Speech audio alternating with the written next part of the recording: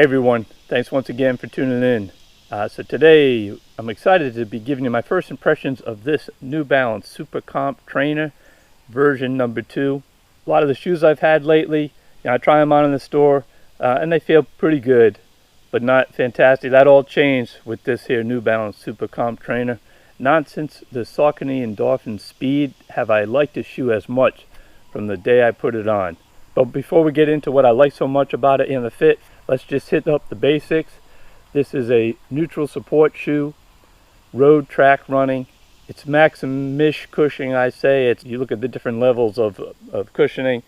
It's not the highest level that New Balance give it. It's slightly below it, but it is above a medium cushion shoe. This has a 6mm drop, so heel 6mm higher than the forefoot. I wear a size 12, which weighed in at 10.9 ounces. That's 309 grams. I found it true to size. For sustainability, I'm giving this an F. Ever since I started handing out the grades of sustainability several years back, it seems every shoe company has some facet of their shoe, whether it's the material, the process in which they dye it, the design, they give a nod to some sort of sustainability practice. New Balance is the only exception.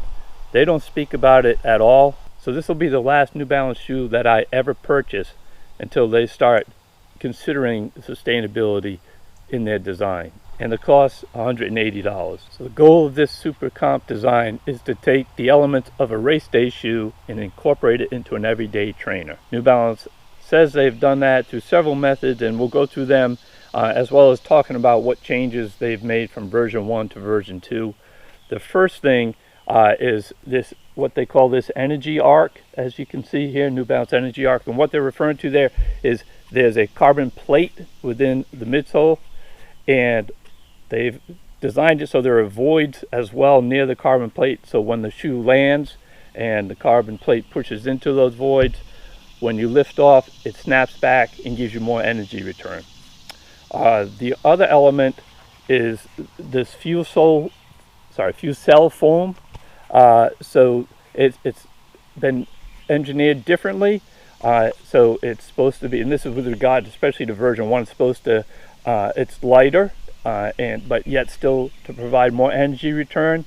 So this shoe is probably a whole ounce lighter than I would expect from version 1. And also, by making it lighter and more bouncy, they've reduced the height of the shoe, so the stack of the shoe has been reduced, so it's not as high. And that drop that we talk about, the 6mm drop in this shoe, it was 8mm in the version 1. So all those elements are thought to be improvements in just not only the cushioning but the energy return. And the other major change is this knit upper has been redesigned. It's supposed to breathe better, be a bit more light and airy, and they said this was actually a big change from version 1. I've never worn one of the version 1, so I don't know, but looking at some of the other reviews online, generally speaking, folks seem to agree that the changes to the version 2 were an improvement. As for the fit, well, simply said, it's just one of the most comfortable shoes I've put on my feet in a long time.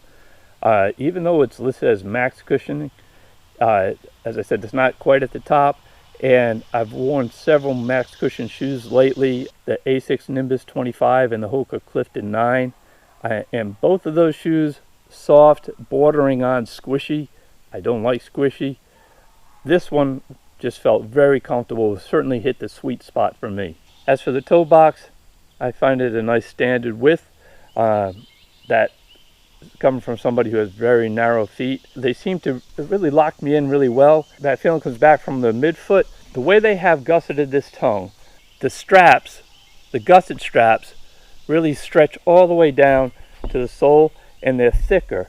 And so I just felt that this just really, the way it just seemed to nicely encapsulate and wrap my midfoot, that feeling just seemed to translate all the way down through the toe box. So it felt great. As we move to the back of the shoe, the heel has two features that I really like.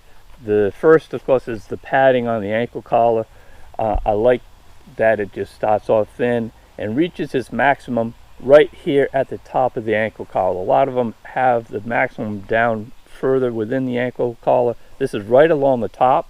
And then also I started paying more attention to the heel. I never really have problems with my heel slipping, but you know, certain shoes I just feel locked in better than others. I realize now that it's when if there's too much padding in the heel, that's why I don't feel as locked in.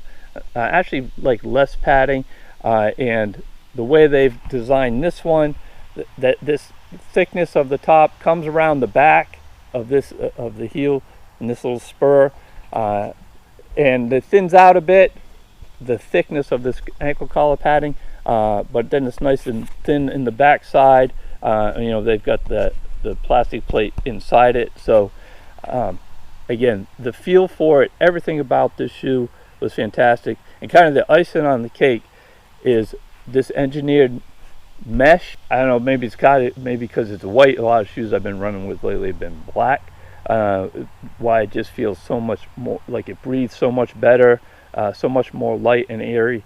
But it's just, you know, when I put them on in the store, the comfort, the feel of them, I felt I was just ready to get out and run. So I've taken this shoe on 7 different runs already. Everything from some tempo speed work to some nice long runs. Matter of fact, we did 21 miles on this shoe just yesterday. And I'd love to tell you that the ride was just as good as the fit, but that's just not quite the case. Matter of fact, I even say I'm somewhat disappointed. I think I just had such high hopes for this one. When I took it on the tempo runs, you know, the speed elements that are still left in this shoe were there, and that's when I felt the best with it. The energy return, as far as kind of the slower daily trainer miles, I just wasn't getting much of that return back from them, this energy return, and just wasn't quite even as comfortable as I was anticipating it. But you know, again, it's still early with this shoe. I mean, this is why I do 2 different reviews.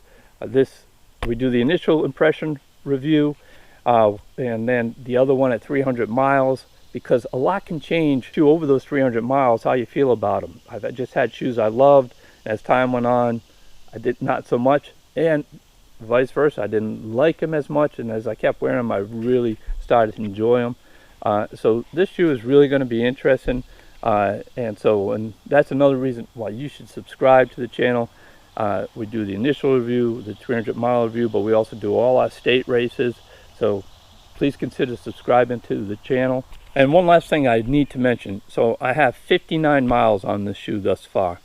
And I have to show you this spot where I land my heel strike. The amount of wear on it is really quite surprising. I've never had a shoe I can remember that where I've given my initial impression, where I've looked and checked out the bottom and I've seen that much wear. So, you know, we'll see just how well this is going to hold up through that 300 miles. You know, you're paying a lot of money for this shoe, $180. So let's see if it's going to be worth that price tag. So there it is. That's a wrap. Those are my initial impressions of this New Balance SuperComp Trainer version number 2. Now, we always welcome comments on the reviews, but I'd be especially interested if you've won the version 1, what your thoughts are in comparison to the version 2, or even if you've worn either shoe, how'd you like this shoe? It's always helpful for other folks to hear what other people's perspectives are, not just mine. And so with that, remember our motto here at Race the Nation: exercise, explore, enjoy. That's the best way to race the nation.